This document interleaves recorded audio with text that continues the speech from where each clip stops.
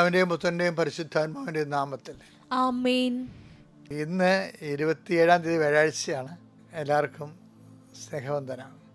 അമ്മേ പരിശുദ്ധ അമ്മേ, അമ്മേ പരിശുദ്ധമേ, ദൈവമാതാവേ, അന്ന് അങ്ങ് കൃപാസനത്തിൽ പ്രത്യക്ഷപ്പെട്ട് വരാൻ പോകുന്ന മഹാദുരന്തത്തിൽ നിന്ന് രക്ഷപ്പെടാനും എല്ലാവർക്കും വേണ്ടി പ്രാർത്ഥിക്കുവാനും ആവശ്യപ്പെട്ടിട്ട് 20 വർഷം കഴിഞ്ഞ ഈ വേളയിൽ കൃപാസനത്തിലൂടെ ഞങ്ങൾക്കും ഈ ദേശത്തിനും അങ്ങ് മധ്യസ്ഥം തേടി തന്ന എല്ലാ അനുഗ്രഹങ്ങൾക്കും കൃപകൾക്കും ഞങ്ങളിപ്പോൾ ഹൃദയം നിറഞ്ഞ നന്ദി പറയുന്നു.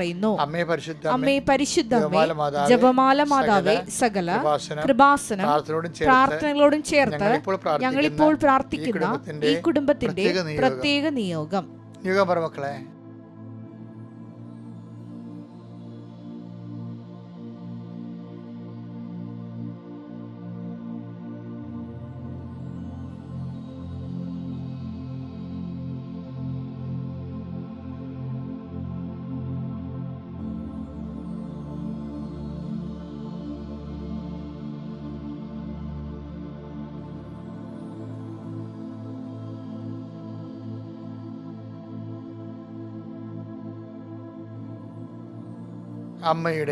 അമ്മയുടെ പ്രത്യക്ഷീകരണത്തിന്റെ ഈ ദ്വാദശക വേളയിൽ ഞങ്ങൾക്ക് സാധിച്ചു തരുവാൻ കനിയണമേ. വിശ്വാസ പ്രമാണം.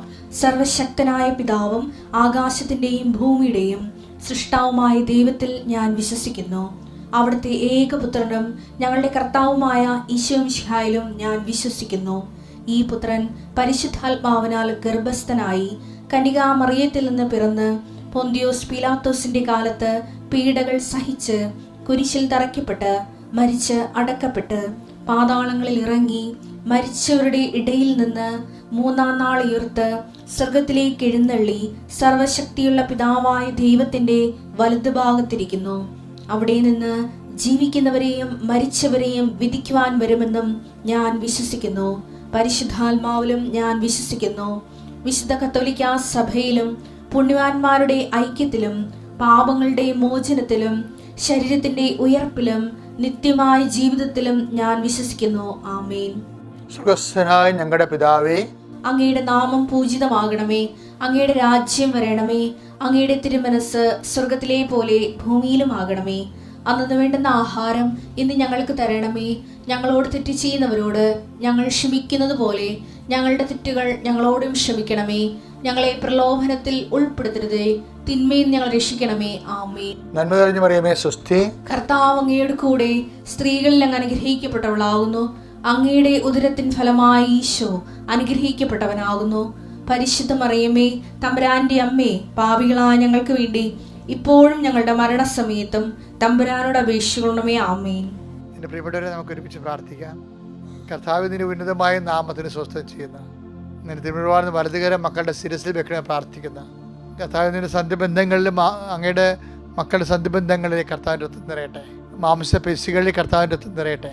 രക്തഞരമ്പുകളിൽ കർത്താവിൻ്റെ രക്തം നിറയട്ടെ. ഉച്ചമുതൽ ഉള്ളംകാല് വരെ എല്ലാ കോശങ്ങളിലും പേശികളിലും അസ്ഥികളിലും അസ്ഥിക്കുഴകളിലും കർത്താവിൻ്റെ രക്തം നിറയട്ടെ. വാതരോഗങ്ങൾ, ക്ഷീണിതമായ ശരീരങ്ങൾ, മനപ്രയാസം നിറഞ്ഞ ജീവിതാവസ്ഥകൾ, കുടുംബ സാഹചര്യങ്ങൾ, പരസ്പരം വിരുദ്ധവും വഴക്കുമായിട്ട് നിൽക്കുന്ന, മിണ്ടാതെ അങ്ങോട്ടും ഇങ്ങോട്ടും ആംഗ്യം കാണിക്കുകയും മറ്റുള്ളവരോട് പറയുകയും വീട്ടിൽ ഒരാളോട് ഒരു വിഷയം പറയണമെങ്കിൽ വേറെ ഒരാളോട് പറഞ്ഞ് ധരിപ്പിക്കുകയും ചെയ്ത് മുഖമായ അന്തരീക്ഷം തളക്കെട്ട് നിൽക്കുന്ന വൈരാഗ്യത്തിൻ്റെയും പകയുടെയും വിദ്വേഷത്തിൻ്റെയും തമ്മിൽ സംസാരിക്കാത്ത അവസ്ഥകൾ കർത്താവെ, ഈ ഇരുട്ട് കൂമ്പാരത്തിൽ കർത്താവെ നിൻ്റെ വെളിച്ചം കടന്നില്ലെന്ന് പ്രാർത്ഥിക്കുന്ന ഈശോയെ, ഞാൻ ഏതെല്ലാം കുടുംബങ്ങളിൽ ഞാൻ ഉദ്ദേശിക്കുന്നത് ആ കുടുംബങ്ങളിലെല്ലാം ഈ ഇതേ അവസ്ഥയിലുള്ള എല്ലാ കുടുംബങ്ങളിലും ചെല്ലാം കർത്താവ്. കടകമ്പോളങ്ങളും ചെറിയ ചായക്കടകൾ ഉൾപ്പെടെ ചെറിയ മാടക്കട ഉൾപ്പെടെ നടത്തിയിട്ട് കർത്താവ് ജീവിക്കുന്നുണ്ട് ഈശോയെ.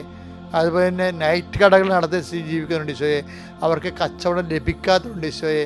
അതുപോലെ അമിതമായ രീതിയിൽ പലതരത്തിലുള്ള ഭീഷണികൾക്ക് വിധേയമായി ജീവിക്കുന്നുണ്ട് ഈശോയെ. പലരുടെയും ഭീഷണികൾ കാരണം പലരെയും അടിമകളായി ജീവിക്കുന്നുണ്ട് ഈശോയെ.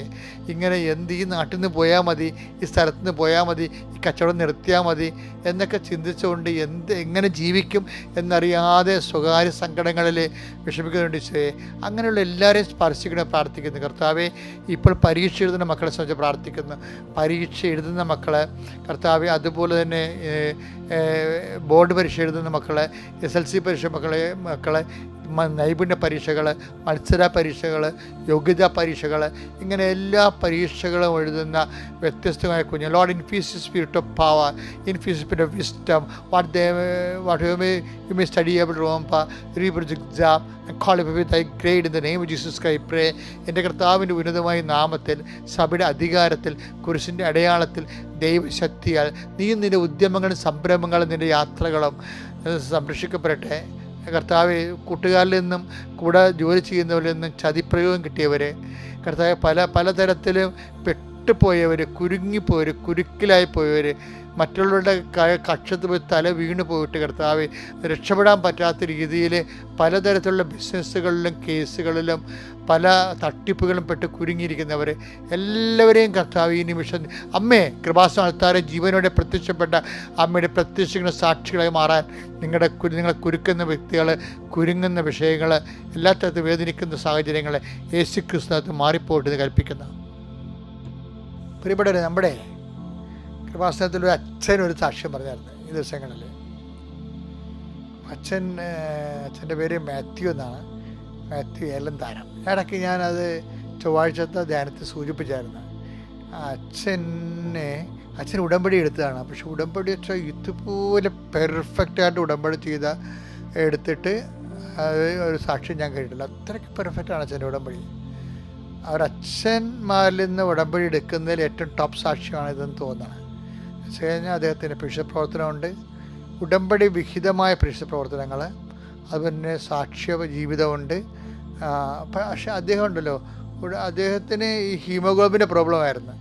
അപ്പോൾ ഹീമോഗ്ലോബിൻ 6.3 വന്നതിൽ പിന്നെ കൂടുന്നില്ല.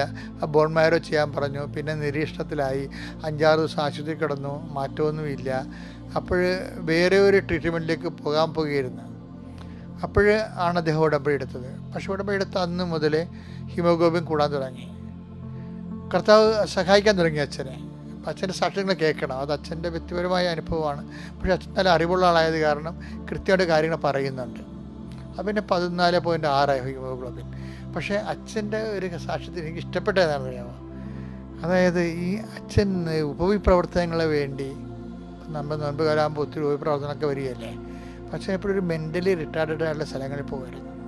മെൻ്റൽ റിട്ടാർഡഡ് മാനസിക രോഗികളുടെ ആശുപത്രി സ്ഥാപനത്തിൽ അവർക്ക് അംഗവൈകല്യമുണ്ട്. അപ്പോൾ ഇപ്പോൾ എന്തോ ഒരു ചാലഞ്ചസാണ്. അംഗവൈകല്യമുണ്ട്, മാനസിക രോഗമുണ്ട്, അങ്ങനെയൊക്കെ ഉള്ളവർ. അപ്പോൾ എന്നാലും അച്ഛന് ഒരു ഉടമ്പടി കഴിഞ്ഞപ്പോൾ ഒരു അഭിഷേകം കിട്ടിയപ്പോൾ അവിടെയൊക്കെ സ്ഥാപനത്തിൽ പോയി അച്ഛൻ അവർക്ക് ഭക്ഷണങ്ങൾ കൊടുക്കുകയും അവരെ ട്രീറ്റ് ചെയ്യുകയൊക്കെ ചെയ്ത്. അപ്പോൾ ഒരു മാനസിക വൈകല്യമുള്ള, അംഗവൈകല്യമുള്ള കുഞ്ഞ് അച്ഛനക്ക് ഒന്ന് കുടിക്കാൻ വെള്ളം ചോദിച്ചു. അപ്പം അച്ഛൻ തിളപ്പിച്ചാറ്റിയ വെള്ളം, ശുദ്ധമായ വെള്ളം കുഞ്ഞിനെ കൊടുത്ത്. കുഞ്ഞിങ്ങനെ അറിയാമല്ലോ, അവന് വൈകല്യമുള്ള ആളാണ്. അവനിങ്ങനെ വായിൽ നോളയും ഇട്ട് തുപ്പലിട്ട് മറിച്ച് അങ്ങോട്ടും ഇങ്ങോട്ടും ഇട്ടാണ് കുടിക്കണത്. എന്നിട്ട് പകുതി കുടിച്ചുകൊണ്ടല്ല, അങ്ങനെ തന്നെ അച്ഛൻ്റെ മുഖത്തിട്ടെറിഞ്ഞ് അച്ഛൻ വല്ലാണ്ടായി തുപ്പലൊക്കെ വീണ്. അവൻ അച്ഛൻ പറയണേ, ഞാൻ കുഞ്ഞിനെ നോക്കിയപ്പോഴേ എനിക്ക് ഉണ്ണീശോയെ പോലെ തോന്നിയത്. എനിക്ക് ആ സാക്ഷ്യം കേട്ടപ്പോൾ ഭയങ്കര ഇഷ്ടപ്പെട്ടു. കാഴ്ച മാറിപ്പോയി, കണ്ടില്ലേ? കാഴ്ച മാറിപ്പോയി. മറ്റുള്ളവരെ നമ്മളെ ഉപദ്രവിക്കുന്നവരിലെയും നമ്മളെ കാണുന്നൊരു കാഴ്ച കൊണ്ട് അതിൽ ക്രിസ്തുവിനെ കാണുന്നൊരു കാഴ്ച. അതാണ് ഈ 3-ാം കാഴ്ച എന്ന് പറയുന്നത്. അതെന്ത് പറയാൻ കാര്യം എന്നറിയാവുക? ഈശോ നമ്മൾ കഴിഞ്ഞ ദിവസങ്ങളിൽ കണ്ടൊരു ഭാഷയുണ്ടല്ല, ഈശോ മർക്കോസിൻ്റെ 8:26 അന്ത്യന് ബെത്സയിദയിൽ വെച്ച് സാക്ഷ്യം കൊടുത്തിട്ട്, കാഴ്ച കൊടുത്തിട്ട് അവനോട് പറഞ്ഞില്ലേ, ഗ്രാമത്തിൽ പ്രവേശിക്കുക പോലും ചെയ്യരുതെന്ന്. അങ്ങനെ അവനെ പറഞ്ഞു വിടും. അപ്പോൾ അവന് ആദ്യത്തെ കാഴ്ച എന്താണെന്നറിയാവോ? ഈ 8:21 വായിച്ച്, അവന്റെ കണ്ണുകളിൽ തുപ്പിയ ശേഷം അവന്റെ മേൽ കൈകൾ വെച്ചുകൊണ്ട് ചോദിച്ചു, നീ എന്തെങ്കിലും കാണുന്നുണ്ടോ? നോക്കിയിട്ട് അവൻ പറഞ്ഞു, ഞാൻ മനുഷ്യരെ കാണുന്നുണ്ട്. അതാ ഒന്നാം കാഴ്ച എന്ന് പറയണത്. എന്താണ് അവന്റെ ഒന്നാം കാഴ്ച? മനുഷ്യ ഇപ്പൊ ഈ അവരുടെ പാരമ്പര്യ ചികിത്സ പോലെ എന്ത് പരിപാടിയാണ്. ഇങ്ങനെയുള്ള കാര്യങ്ങളൊക്കെ നാട്ടിലൊക്കെ ഉണ്ടാകും. കുറച്ച് ശരിയാകും, കുറച്ച് ശരിയാകത്തില്ല. അങ്ങനെയുള്ള ഒരു കൺസെപ്റ്റാണ് ബൈബിൾ നൽകുന്നത്. ടൈലറിൻ്റെയൊക്കെ വിശ്വവിഖ്യാതമായ ഇൻ്റർപ്രിട്ടേഷനൊക്കെ ആ രീതിയിലാണ് പോണത്. എന്ന് വെച്ച് കഴിഞ്ഞാൽ കുറച്ച് മിഡിൽ ഈസ്റ്റിൽ ഇതുപോലെയൊക്കെ കുറേ ട്രീറ്റ്മെൻറ്റൊക്കെ ഉണ്ടായിരുന്നു ജനങ്ങളുടെ ഇടയിൽ. നമ്മൾ വീട്ടു ചികിത്സ എന്നൊക്കെ പറഞ്ഞിരുന്നു, നാട്ടുമരുന്ന് എന്നൊക്കെ പറഞ്ഞിട്ട്. അതുപോലെ തന്നെ അതിലൊന്ന് ഇപ്പം നമ്മളും ചെയ്യും തുപ്പൽ. പണ്ടൊക്കെ ഈ കൺകുരുവൊക്കെ വന്നിരിക്കുന്ന ആൾക്കാരില്ലേ, എൻ്റെ ചിലപ്പോൾ ഞാൻ ചെയ്തിട്ടുണ്ട്. ആൻറ്റിയുടെ ചിറ്റമ്മ ഇപ്പോൾ കണ്ണൊക്കെ വരുമ്പോൾ ചൂട് കാലത്ത് കണ്ണിങ്ങനെ കൺകുരു ഇങ്ങനെ വലുതായിട്ട് നിൽക്കും.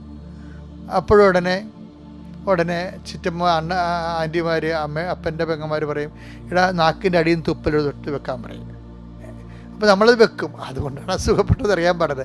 ഇത് പൊടിക്കൈകൾ ഇതുപോലത്തെ ഉണ്ട്. കർത്താവ് അവന് വേണ്ടി എന്തെങ്കിലും ചെയ്തു എന്നുള്ളത് അവനൊക്കെ അറിയത്തില്ല. അവൻ ദൈവശക്തി അറിയുന്ന മുമ്പ് ഇങ്ങനെയുള്ള അവൻ്റെ കാര്യത്തിൽ ഇൻവോൾവ് ആണെന്നുള്ളത് അവനെ ബോധ്യപ്പെടുത്തുക എന്നുള്ളൊരു പ്രക്രിയയുടെ ഭാഗമായിട്ടാണ് തോന്നുന്നത്. കർത്താവ് ഇങ്ങനെയൊക്കെ അങ്ങനെ ചെയ്യുമ്പോൾ അവൻ പറയും, ഇപ്പം കാണാം, പക്ഷേ മനുഷ്യരെ കാണുന്നുണ്ട്, ഞാൻ മരങ്ങളെപ്പോലെയാണ് ഇരിക്കുന്നത്, നടക്കണമായിട്ട് കാണുന്നത്. അപ്പം അതാണ് അവൻ്റെ ഒരു ഫസ്റ്റ് കാഴ്ച. സെക്കൻഡ് കാഴ്ച എന്താണ്? സെക്കൻഡ് കാഴ്ച കർത്താവ് മീഡിയംസ് ഒന്നും ഉപയോഗിക്കാതെ ഡയറക്റ്റ് കൈവച്ച് പ്രാർത്ഥിക്കും. 28-25 മർക്കോസ്. വീണ്ടും യേശു അവന്റെ കണ്ണുകളിൽ കൈകൾ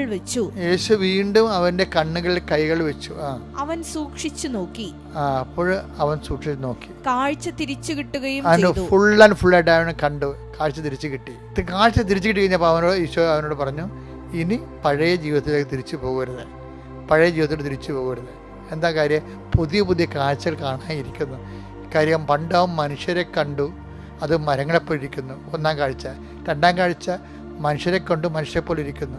മൂന്നാം കാഴ്ച കൊണ്ട് എന്താണ്? മനുഷ്യരെ കണ്ടു, നമ്മൾ വെറുക്കുന്നവരെ കണ്ടു, നമ്മൾ പീഡിപ്പിക്കുന്നവരെ കണ്ടു, അവർ ക്രിസ്തുവിനെ പോലെ ഇരിക്കുന്നു. അതാണ് മൂന്നാം കാഴ്ച. ഇങ്ങനെ കാഴ്ചകളിലേക്ക് അപ്പോസ്തലന്മാർ തിരിച്ചു വരാൻ കാണാം. അപ്പോസ്തലന്മാരും ക്രിസ്തുവിനെക്കുറിച്ചുള്ള കാഴ്ചകൾ ഇങ്ങനെ തെളിഞ്ഞ് വരികയാണ്. അതുകൊണ്ടാണ് ഇത്രയും കാഴ്ച കഴിയുമ്പോൾ ഈ യോഹന്നാൻ 8:26 27 കർത്താവ് ചോദിക്കും, who do you say that I am? ഞാൻ ആരാണെന്നാണ് നിങ്ങൾ പറയുന്നത്? അപ്പോൾ പത്രോസ് മൊത്തം കാഴ്ചയോടെ പറഞ്ഞു, you are Christ, the son of the living God. നീ ഈ ഭൂമിയിലേക്ക് ലോകത്തിലേക്ക് വരായിരുന്ന മിശിഹയാണ്, ദൈവത്തിൻ്റെ ജീവിക്കുന്ന ദൈവത്തിൻ്റെ പുത്രൻ. അതാണ് സമ്പൂർണ്ണ കാഴ്ച. ക്രിസ്തുവിനെ ദൈവപുത്രനായിട്ട് കാണണം. അത് എല്ലാവരിലും കാണാൻ കഴിഞ്ഞാൽ നമ്മൾ full and full complete healing ആയി. Thank U.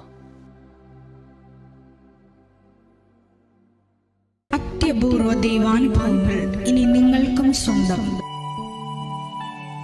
ഈ യൂട്യൂബ് ചാനൽ ഇതുവരെ സബ്സ്ക്രൈബ് ചെയ്തിട്ടില്ലെങ്കിൽ ഇപ്പോൾ തന്നെ സബ്സ്ക്രൈബ് ചെയ്യുക. ഈ വീഡിയോ ഇപ്പോൾ തന്നെ നിങ്ങളുടെ സുഹൃത്തുക്കൾക്ക് ഷെയർ ചെയ്തുകൊണ്ട് കർത്താവിൻ്റെ പ്രേക്ഷിതരാകുക.